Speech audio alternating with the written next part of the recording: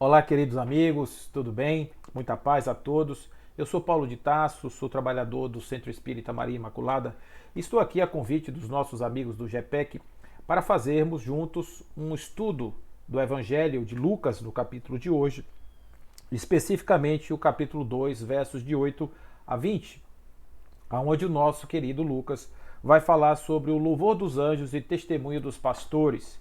Ali, a chegada de Jesus estava sendo anunciada e esses homens que estavam no campo vão receber essa mensagem e o convite para visitá-lo, confirmando o nascimento daquele que estava sendo anunciado como o Salvador daquele povo.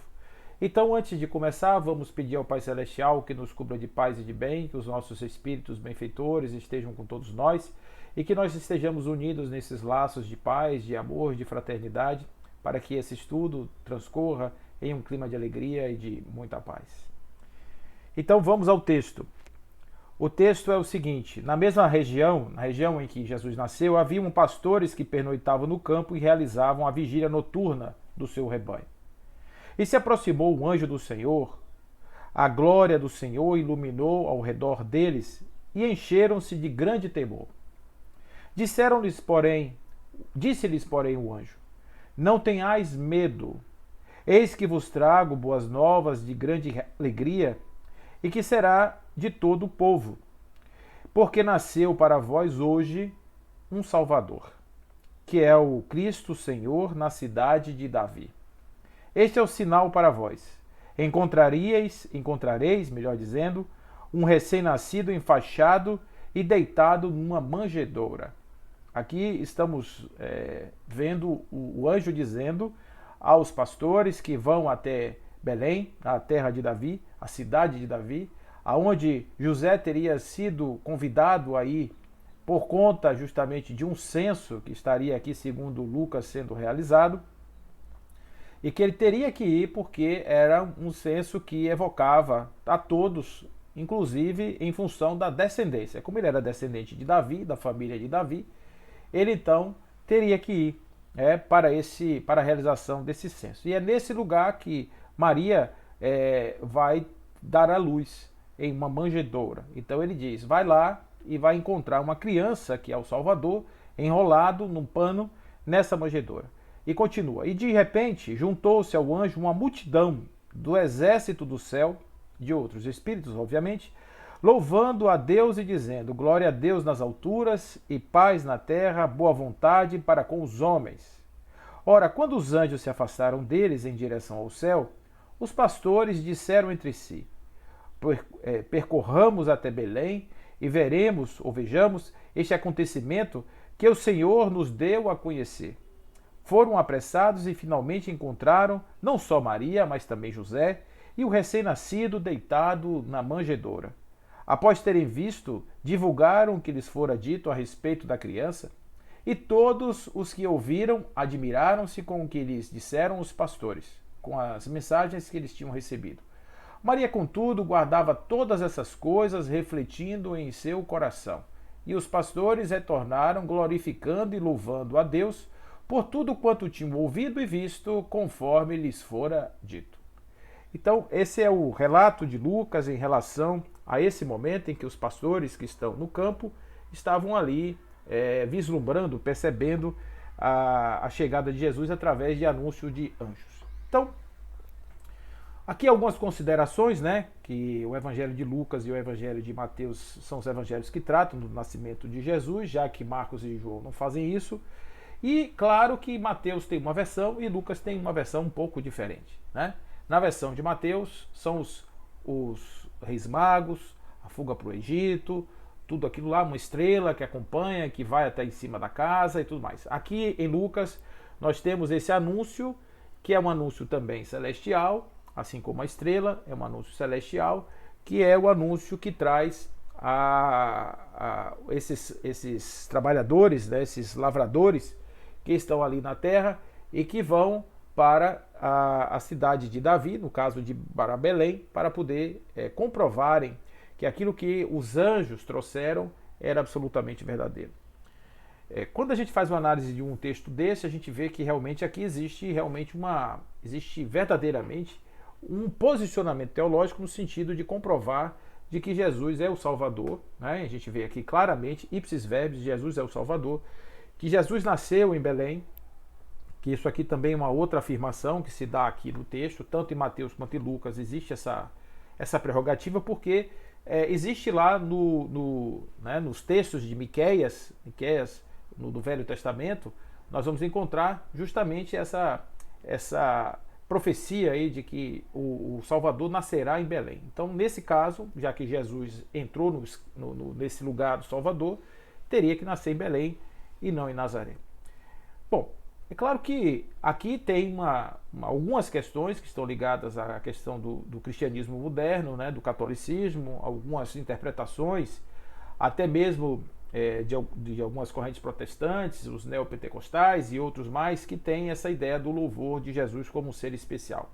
A doutrina espírita ela não trabalha muito nessa possibilidade, né? Então ela, de certa forma, esses textos existem, mas a gente tem que compreender que muitas coisas que estão nos evangelhos são muito mais histórias para compor uma narrativa que faça sentido naquele contexto que estava ali do que necessariamente verdades absolutas, as quais nós não podemos tomar ao pé da letra. Nesse caso especificamente, nós temos aqui uma situação que para aquele povo refletia a grandeza daquele homem que era Jesus. Então, para Lucas, Jesus precisava ser exaltado ao ponto de se transformar realmente em o Salvador, o Messias prometido, que é uma história de controvérsia, de muitas pessoas ainda duvidarem disso, mas onde Jesus poderia ser o Salvador da humanidade, isso nos interessa aqui particularmente. De que forma Jesus poderia ser o Salvador da humanidade? Ele não poderia ser, por exemplo, ele não poderia ser o Redentor da humanidade a partir da sua própria morte. Essa ideia é uma ideia um tanto quanto difícil de entender. Por quê? Porque a humanidade, depois de Jesus, ainda perpetrou e perpetra crimes terríveis. Então a gente vê que a humanidade não foi salva. Se o problema todo era o pecado original, nós cometemos outros pecados ao longo da nossa vida, considerando aí as transgressões à lei de Deus muito mais graves do que simplesmente termos qualquer tipo de conúbio carnal, que é uma coisa natural. Então as interpretações, por exemplo, a respeito do pecado original, que já são interpretações distorcidas em relação ao sentido filosófico daquela passagem, desculpe, gente, já estão aqui trazendo essa já é uma interpretação. Nesse caso especificamente, Jesus não teria morrido para poder livrar o mundo dos pecados dos seus antecedentes. Então, nesse caso aqui, nós estamos falando de como Jesus era importante para essa comunidade, de como Jesus realmente poderia ser exaltado a esta condição. Então não seria como o cordeiro que tira o pecado do mundo, porque o mundo não tirou os seus pecados. Simplesmente basta observar e ver que realmente o mundo continua em um estado bastante complicado nesse sentido. Ele poderia ser um salvador no sentido de ser Deus na Terra. E a doutrina espírita ela já veio também nos dizer que não existem essas manifestações. Do ponto de vista do plano terreno, todos os seres são divinos. Então não existe um ser divino, existem todos os seres divinos. De um modo geral, todos os seres, nós somos emanações de Deus e, portanto, todos nós somos vibrações divinas. Então não existe uma especialidade de um de nós, especificamente encarnado, termos esta condição e os demais não. Isso também foi uma interpretação equivocada ao longo do tempo que se fez e que até hoje perdura no nosso imaginário. Ecoa no nosso imaginário essa ideia de que havia uma especialidade naquela encarnação. Quando a gente vai realmente para essa interpretação de Jesus o Salvador, a gente vê que o lugar realmente de salvação está na consolação. Não na consolação no sentido dele resolver nossos problemas, ou ele ir na frente abrindo nossos caminhos para que nós pudéssemos caminhar atrás, mas no sentido de nos trazer o verdadeiro significado da vida, a verdadeira essência da vida. O que Jesus faz conosco nesse sentido é ser essa estrela que prenuncia um mundo novo quando o ser percebe que ele nasce em sua própria alma. Então, quando a gente vê que realmente Jesus nasceu em nós, é porque dentro de nós muda alguma coisa e a partir daí o nosso olhar do mundo será um olhar baseado nos evangelhos de Jesus e nas suas mensagens consoladoras. Jesus em nós traz uma paz, um conforto e uma verdade de que todos podemos superar nossos obstáculos, podemos superar nossos desafios a partir das forças que constituímos dentro de nós. E, acima de tudo, da capacidade valorativa que estabelecemos para sustentar as nossas decisões. E é em cima disso, justamente, que Jesus consola. Ele consola quando nos traz a ideia da infinitude, nos traz a ideia da verdade, nos traz a ideia da unidade. Nós, uns com os outros, nesta grande unidade com o divino, caminhando em direção à luz, caminhando em direção à perfeição. Então, o sujeito que está triste, o sujeito que está caído, o sujeito que está ali carcomido pelas vicissitudes da vida, esse sujeito agora ele vai olhar a partir da perspectiva desse Jesus Consolador em sua alma e ele vai enxergá-lo como uma estrela verdadeira que está brilhando e que está trazendo um local para o nascimento de Jesus, que é uma manjedoura interior que está em nosso coração. Essa manjedoura é o lugar onde Jesus nasce, é o lugar dos nossos sentimentos, é o lugar das nossas aspirações, é o lugar das nossas emoções profundas, é esse lugar que nasce Jesus. Jesus nasce daí, ele não nasce da razão, porque a razão é muito fria. Ele precisa nascer dos sentimentos. E é nesse lugar que a gente vai encontrar uma miríade, uma grande possibilidade de variedades de expressões de vida. Então, a nossa manjedoura interior, que é a manjedoura do coração, nós vamos encontrar os animais, nós vamos encontrar ali pobres, ricos, reis, vamos encontrar pastores, vamos encontrar, não há diferença entre vidas. E simplesmente aonde Jesus nasce existem uma pluralidade de formas de vidas. Justamente no momento em que ele nasce em nós, o nosso olhar para o mundo se torna ecológico, diferente do egológico, que é o normal. Então, no momento em que essa estrela brilha como a esperança da consolação e que vamos ao encontro dessa estrela e que encontramos Jesus no nosso mundo íntimo, no nosso mundo sentimental, esse mundo, ao olhar em volta, ele tem humildade, porque é uma manjedoura, é um lugar muito simples, é um lugar onde nós podemos realmente experimentar a singeleza da existência e ao mesmo tempo a grandeza da possibilidade de sermos plurais e ao mesmo tempo sermos tão, na nossa diversidade, sermos tão grandiosos em nossas expressões, os animais na sua perfectude, os seres na sua capacidade intelectiva e na sua capacidade evolutiva, a humildade trazendo ao desapego às coisas materiais. Então muitas mensagens estão nesses textos, sem que nos peguemos à forma ou nos peguemos ao conteúdo, porque senão a gente vai imaginar, por exemplo, se formos ipsis literis aqui, imaginar que em dezembro, que é um lugar muito frio, né, aquele lugar lá está muito frio, está numa temperatura absurda, esses homens no campo com seus animais, isso não existe nessa época. Então, por isso, por exemplo, se diz que Jesus não nasceu em dezembro, se nasceu lá para o mês de março, que é quando essa possibilidade aqui estaria mais real, ou seja, é quando começa o sol e você tem a possibilidade de ter homens no campo trabalhando.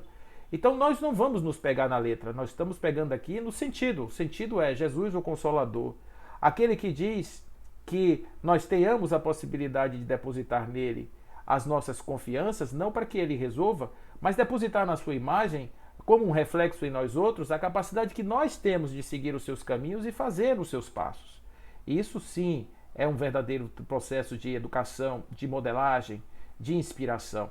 E a partir do momento em que a gente caminha nessa direção, a gente vai fazendo revoluções na nossa alma, revoluções de nascimento, são verdadeiros renascimentos. Eu gosto muito desse período de dezembro, que é o período de Natal, em que nós celebramos o nascimento desse homem. Não o nascimento físico, porque ele de novo, não nasceu nessa época. Nascimento espiritual, nascimento simbólico desse novo conjunto de virtudes e valores em nosso coração. Então, que a nossa manjedoura interior, ela pode muito bem acolher esse espírito grandioso que é Jesus e, acima de tudo, com toda a sua humildade, com todo o seu amor, com toda a sua singeleza, com toda a sua unidade, com toda a sua verdade, trazendo para nós o reconhecimento de que nós devemos nos achar como somos e caminhar como somos em direção ao nosso inexorável destino, que é a perfectude. Jesus nos ajuda nesses passos.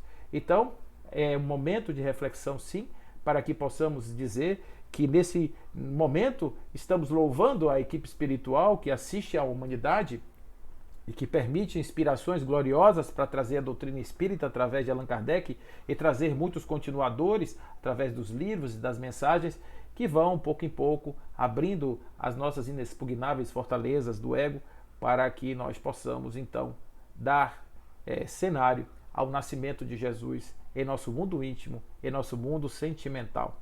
Então, que Natal seja para nós essa celebração e que nós possamos realmente agradecer a todos esses que caminharam com Jesus, porque eles foram os que nos disseram que verdadeiramente isso vale a pena seguir Jesus quando o coração é uma manjedoura, aonde nasce lá o pequeno ninho de amor, a pequena semente de grão de mostarda que vai eclodir em todos nós, fazendo de nós seres divinos, perfeitos e verdadeiramente reconhecidos como filhos do Pai Celestial. Que a paz esteja em vossos corações. Muita luz, que assim seja.